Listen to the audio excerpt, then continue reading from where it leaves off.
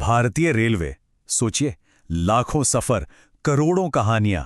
लेकिन कुछ कहानियां ऐसी भी हैं जो ट्रेन के गुजर जाने के बाद भी सुनसान प्लेटफॉर्म पर गूंजती रहती हैं। तो आज हम भारत की पटरियों के उसी अनसुने डरावने पहलू की पड़ताल करेंगे। चलिए मेरे साथ भारत के सबसे भूताह रेलवे स्टेशनों के एक अजीब सफर पर। देखिए, भारतीय रेलवे सिर्फ एक ट्रांसपोर्ट का जरिया नहीं है, ये तो हमारे देश की धड़कन है। एक ऐसा जाल जो शहरों को गांवों से जोड़ता है और हम सबको एक दूसरे से। हर स्टेशन पर जिंदगी की चहल पहल, उम्मीदें और मुलाकातें गूंजती रहती हैं।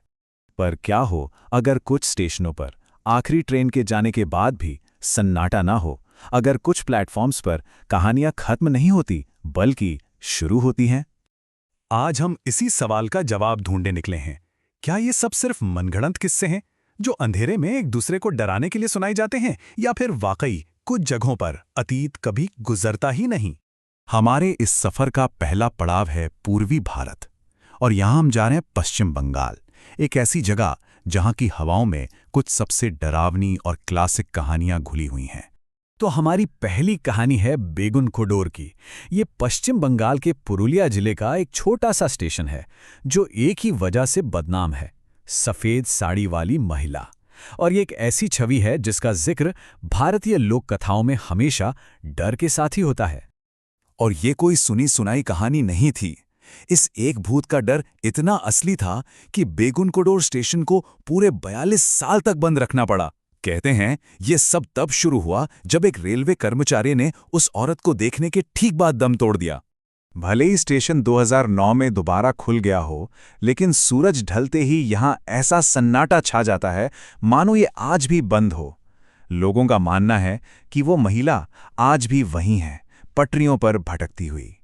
जरा सोचिए, रात में यहां उतरने वाले किसी भी मुसाफिर के दिल में कैसा खौफ बैठ जाता होगा। अब हम पुरुलिया के उस वीरान सन्नाटे से निकलकर कोलकाता शहर की भीड़ में चलते हैं। लेकिन यहां भी रविंद्र सरोवर मेट्रो स्टेशन पर एक अलग ही तरह का अंधेरा पसरा है। इसे सुसाइड पॉइंट के नाम से भी जाना जाता है। और यहां की कहानी किसी एक भूत की नहीं, बल्कि कई बेचैन आत्माओं की है। और ये सिर्फ अफवाहें नहीं हैं। मेट्रो ड्राइवरों ने खुद देर रात में पटरियों पर अचानक धुंधली परछाइयां देखने की बात मानी है। ऐसा माना जाता है कि ये उन लोगों की आत्माएं हैं जिन्होंने यहां अपनी जान दी थी, और उनकी चीखें आज भी आखिरी मेट्रो के जाने के बाद यहां की सुरंगों में गूंजती हैं। तो चलिए, अब हमारा सफर उत्तर भारत की ओर बढ़ता है, एक ऐसी जगह जहां पहाड़ों की शांति में भी डर छिपा है, और देश की राजधानी के एकदम मॉडर्न स्टेशनों पर भी पुरानी किंवदंतियां आज भी जिंदा हैं। अब हम पहुंच गए हैं बड़ोग, हिमाचल की हसीन वादियां और यहां का मशहूर बड़ोग स्टेशन और उसकी सुरंग। ये जगह जितनी खूबसूरत है ना, उतनी ही रहस्यमयी भी। और इसकी कहानी एक ब्रिटिश इंजीनियर की दुखद मौत से जुड़ी है। कर्नल बड़ोग, वो इंजीनियर जिसे इस सुरंग को बनाने का काम सौंपा गया था, एक छोटी सी गलती की वजह से इसे पूरा नहीं कर पाया। शर्मिंदगी और नाकामी के दबाव में उसने इसी सुरंग के पास खुद को गोली मारकर आत्महत्या कर ली, और तभी से कहा जाता है कि उसकी आत्मा आज भी यहीं भटकती है। लेकिन रहस्य यहीं खत्म नहीं होता। सरकार ने इस अधूरी सुरंग को कई बार ताला लगाकर बंद किया, पर हर बार वो ताला रहस्यमयी तरीके से टूटा हुआ मिला। क्या ये कर्नल बड़ोग की आत्मा है जो अपनी ही बनाई अधूरी सुरंग में कैद नहीं रहना चाहती? चलिए, अब पहाड़ों से उतरकर प्रयागराज के नैनी जंक्शन की ओर बढ़ते हैं। इस स्टेशन का डर पास में ही मौजूद नैनी जेल के काले इतिहास से जुड़ा है। एक ऐसी जेल जहां ब्रिटिश शासन के दौरान अनगिनत भारतीयों पर जुल्म हुए थे। लोगों का मानना है कि जिन स्वतंत्रता सेनानियों को उस जेल में बेरहमी से मार दिया गया था, उनकी आत्माएं आज भी न्याय की तलाश में स्टेशन और इसके आसपास भटकती हैं। और शायद यही वजह है कि रात के वक्त यहां कोई भी अकेले जाने की हिम्मत नहीं करता। अब बात करते हैं एक बिल्कुल मॉडर्न शहरी कहानी की। ये कहानी दिल्ली के एक बेहद व्यस्त मेट्रो स्टेशन से जुड़ी है, द्वारका सेक्टर 9।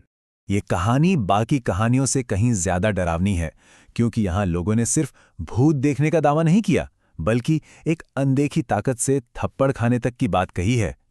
कहते हैं कि एक महिला की आत्मा पेड़ के पास से गुजरने वाले लोगों को श्राप देती है, और उन श्रापों के बाद लोगों के साथ भयानक हादसे भी हुए हैं।